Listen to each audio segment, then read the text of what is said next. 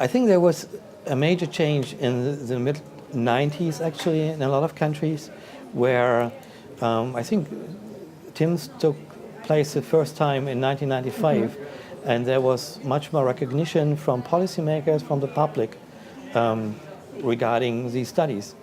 Before, these studies were mostly reported and used in a research environment, whereas then also you could suddenly find results also in the media, in newspapers like this.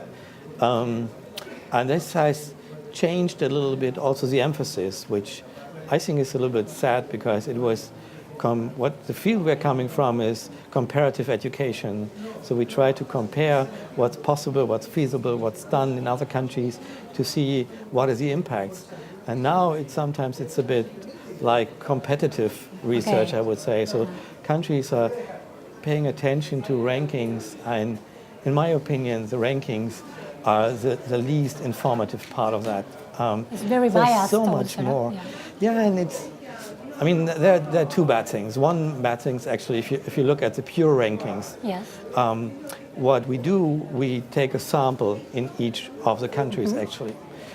So we have something that we call sampling variance and measurement variance, which ends up that you have no precise idea of this country scores 487, another one 488, so you say this one is better than that one, which is nonsense, because you always have a little bit unsecureness or measurement error, and this means you cannot distinguish.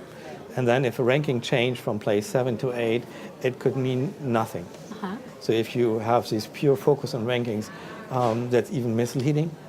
But if you even do it correctly and look at that, I think it's important to see where you are on average somewhere, but there's so much more. Countries paying attention to having a lot of students achieving very good, or some countries pay attention to bring everyone to a minimum standard.